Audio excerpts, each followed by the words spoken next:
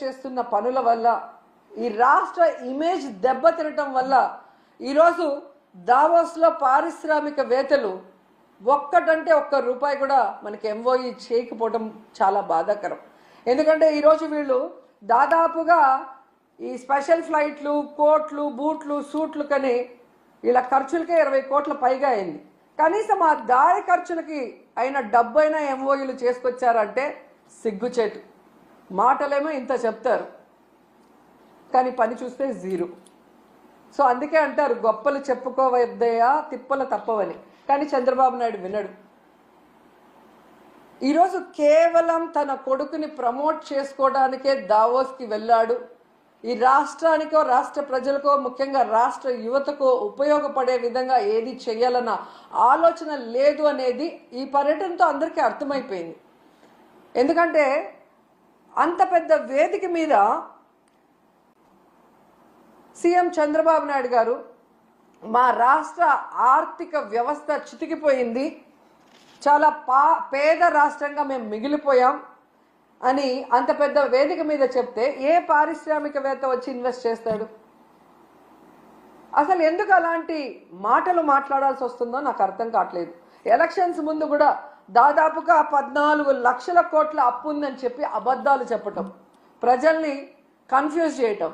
తీరా మొన్న అసెంబ్లీలో చూస్తే బడ్జెట్ డాక్యుమెంట్స్లో 6.5 లక్షల కోట్లు మాత్రమే అప్పు ఉంది అని చెప్తారు.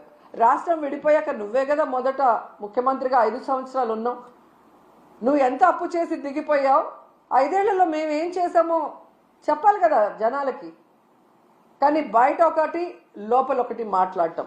ఏదైతే ఆంధ్రప్రదేశ్లో అబద్ధాలతో కట్టుకథలతో పచ్చ మీడియాతో ప్రజల్ని మభ్యపెట్టారో అదే విధంగా దావోస్లో కూడా మీరు మభ్య పెట్టాలన్న ప్రయత్నం ఈరోజు పెట్టుబడిదారులు పారిపోవడానికి కారణం కాదా చంద్రబాబు నాయుడు, లోకేష్ అని నేను అడుగుతున్నా.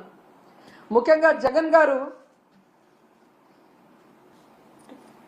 ముఖ్యమంత్రిగా ఉన్నప్పుడు దావోస్కి వెళ్తే ఏ విధంగా 1,26,000 కోట్ల రూపాయలకి ఎంఓఈలు చేసుకొచ్చారో మనం అందరం కూడా కల్లారా చూసాం. అలాగే విశాఖలో గ్లోబల్ ఇన్వెస్ట్మెంట్ సమ్మిట్ ఏర్పాటు చేసి 13.5 లక్షల కోట్ల రూపాయలకి ఎంఓఈలు చేయడం మీ అందరూ కూడా గమనించారు ఈ రాష్ట్ర ప్రజలు. ఎందుకు ఇది చెప్తున్నానంటే ఈ నెలలో సాక్షాత్తు ప్రధానమంత్రి గారు శంకుస్థాపన చేసిన 1,85,000 కోట్ల గ్రీన్ ఎనర్జీ ప్రాజెక్ట్ని ఆ రోజు విశాఖ గ్లోబల్ సమ్మిట్లో జగనన్న తీసుకువచ్చిన విషయం ఈ రాష్ట్ర ప్రజలకు ఇంకా గుర్తుందని నేను అనుకుంటున్నా.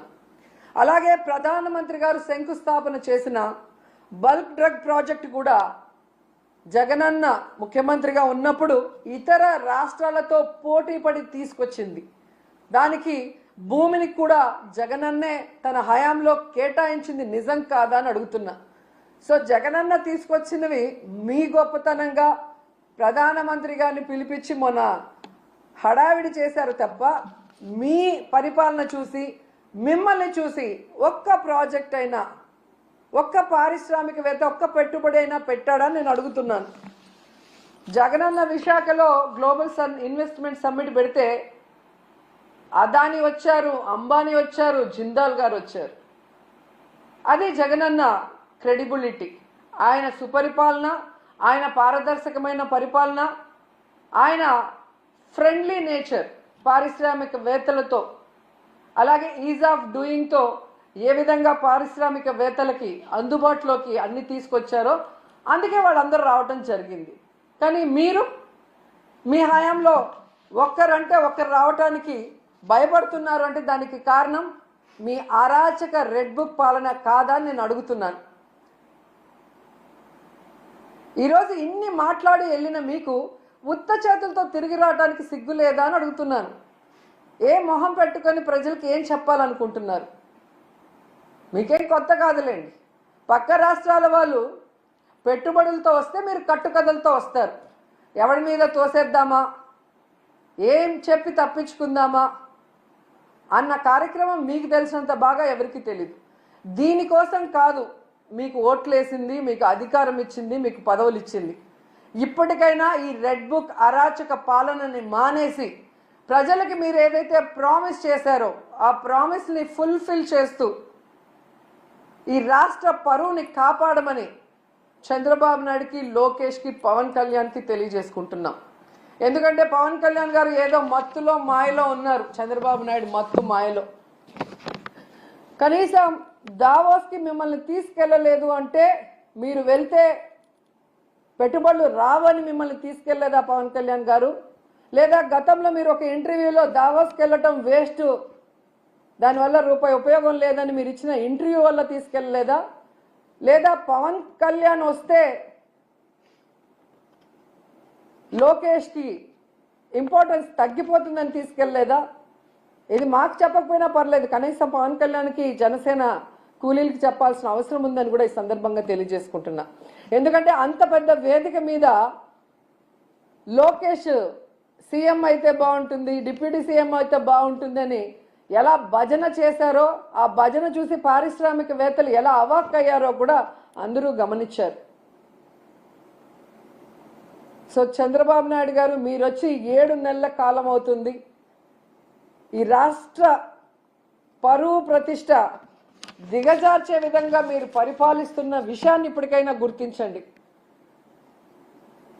మొన్న టీటీడీ తిరుమల వైకుంఠ ఏకాదశి తొక్కిసలాటలో ప్రాణాలు పోగొట్టుకున్న కుటుంబాల్ని మీరు గాలికి వదిలేసి, దాంట్లో నుంచి మిమ్మల్ని నమ్ముకున్న మీ అఫీషియల్స్ ఎవరైతే మీరు రిక్రూట్ చేశారో వాళ్ళు, మీరు రిక్రూట్ చేసిన టీటీడీ పాలక మండలిని తప్పించడానికి, కాపాడటం కోసం ఈరోజు ఎన్ని డాన్సులు వేస్తూ తిరుమల పవిత్రతను పాడు చేస్తున్నారు.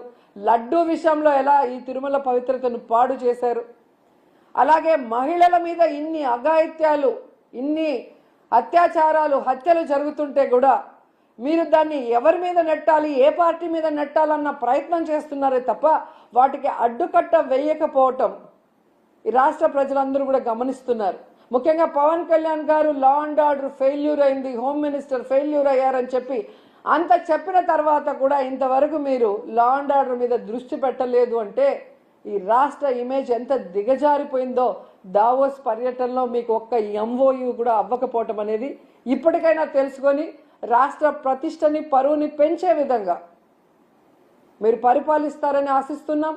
అలాగే ఈ రాష్ట్రంలో తప్పుడు కేసులు, ఈ రాష్ట్రంలో మీకు నచ్చని వాళ్ళ మీద ఏదో రకంగా కక్ష సాధింపు చేయాలి అంటే అది కరెక్ట్ కాదు. ఎందుకంటే ఎప్పటికీ మీరు ఉండరు.